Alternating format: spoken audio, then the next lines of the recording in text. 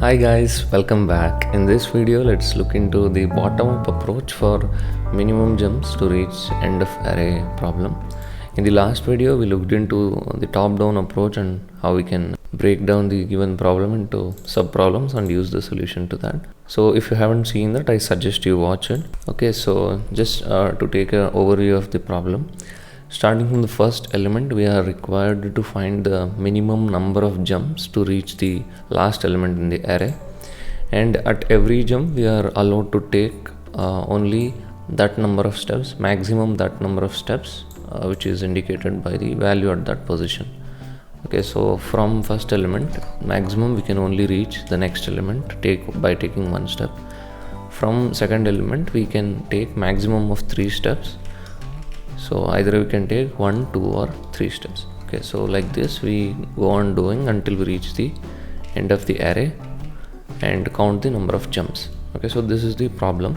In the solution for a bottom-up approach, we start by looking at the smallest sub-problem and try to find the solution for that, and keep expanding our problem space and try to find solution for each and every sub-problem until we reach the given problem. Okay, so now here our smallest subproblem will be an array containing only one element. So let's start by considering this array with assuming that it only has one element. From the first element, we know that the solution number of steps to reach the last element is 0, because that is the only array we are considering. Now considering the next subproblem, let's consider an array with 2 elements. So here from 3 we can reach 3 from 1 by taking one jump. Okay, so this is straightforward. Now to reach, let's consider the next subproblem, which is an array of size 3. Now to reach 5, it needs 2 steps from 1 to 3 and then 3 to 5. So the solution for this is 2. For the next subproblem, to reach 8, just checking if we can reach 8 from all the other elements. So by considering all the other elements from which we can reach 8, so which is indicated by taking the value at each position and summing it up with its index, so that if 3 plus the index 1 is greater than or equal to the index of 8, that means I can reach 8. So considering all the elements from which I can reach 8, I look at the number of steps to reach that element, and whichever is minimum I consider that. Okay, so that is the whole logic behind the bottom-up approach. So the number of steps to reach 8 is 2, because I consider all the elements from which I can reach 8 and look at the minimum. Once I get the minimum, I take one more jump, so that is two jumps. Similarly for 9, I consider all the elements from which I can reach 9, so that will be this element, and add 1 to that, so this is 2 jumps. So now to reach 2, I can consider all the previous elements and see that we can reach 2 from these 3 elements, and since we can reach from there, the minimum value minimum number of jumps to reach these 3 positions are 2 steps. So from this 2 jumps, from this we can reach 2 with just one extra jump, so that will be 3. So let's reflect the same thing in program. Let's start by having a memory to store these solutions, bottom-up solutions. Okay, so let's initialize that to 0. Now we know that our first element will be 0. So let's consider all the elements from index 1, because index 0 has a solution of 0. Okay, now we look at all the subproblem, all the elements before the current element that we are considering. Okay, you can think of I as the index I as a pointer to the current element that we are looking at, and the size of the subproblem that we are solving. Okay, when I is 3, that means our array we are considering these elements, so that will be our subproblem. Okay, so at every point we consider all the elements before that element. Okay, less than all those elements we'll be considering. Okay, we check if I can reach I from the previous positions. Okay, if I can reach I from J, So if this value is greater than or equal to I, that means I can reach I. Now let's say I consider 2, I is pointing to 2. Now I just need to consider all the previous elements, and out of all these elements, those elements from which I can reach I, which is pointed by J, I take the minimum. Okay, so we just need to take minimum. Let's initialize it to integer max, and here inside we take the minimum value of all those solutions corresponding to those points from which we can reach I. Okay, so minimum of whatever that we have stored in memory corresponding to position J.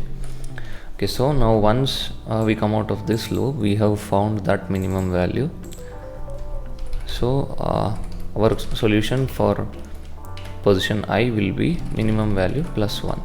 Okay, also we need to consider the situation where we don't actually find any minimum value. So what I mean by that is, let's say instead of 5, 8 and 9, our array was like this. Okay, 1, 3, 0, 0, 2, 6, like this. So we can never be able to reach 2 from any of the other previous positions. Okay, from 3 we can't reach 2. From these 3 elements, since it is 0, we can't pass through that element, so we can never reach 2. Okay, in those conditions, our minimum value will remain the same, integer maximum. So we if we assign plus 1 to that, our solution will become negative. So what we do is, if minimum value is not integer max, that means we have actually found elements from which we can reach the current element 2. Okay, so if that is the case, then only we store the solution, then only we do plus 1. Otherwise we just store integer max in that. Okay, that is indicated that we can never reach 2.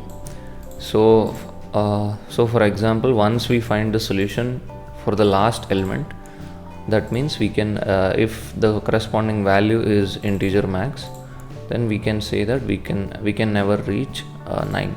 Okay, the last element. So this is how we solve the problem, and we just return the solution to the given problem. Okay, what is the given problem? The last element. Okay, let's return that. Now if we run this, we get the same solution for both top down and bottom up approach. Okay, so this is the bottom up approach. Let's look at the time complexity. As you can already guess, the I varies from, we have 2 loops, nested loops, and I varies from 0 to n. Okay, and J varies from 0 to I every time. So this is a typical n square solution. Okay, big O of n square is the time complexity. Space complexity is, we are using only one dimensional array, because our changing parameters, we only had one parameter to that was changing, that is the position, the item position that we are looking at.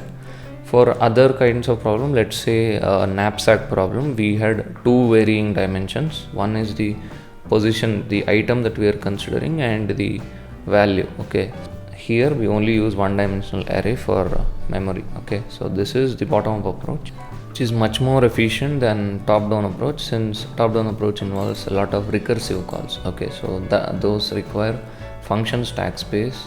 Let's say we also want to keep track of the path that we have taken to reach the last element in the array.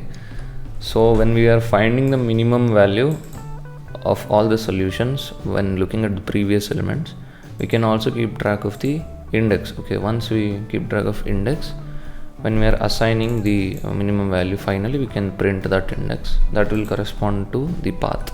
Okay, so let's do that. Let's initialize the minimum index to -1. So here we check if my current value is less than minimum value. If that is the case, that means we can assign the minimum index to J. Okay, so taking this example, when I is pointing to 2, we look at all the previous elements and try to find the minimum of all these values. Okay, so minimum of all these from which I can reach 2. Okay, so these 3 are the elements from which I can reach I.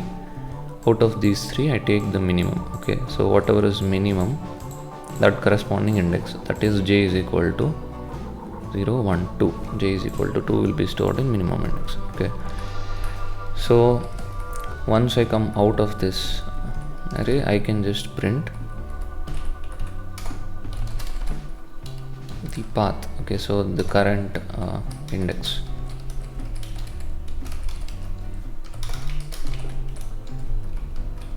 Let's print the item at that index.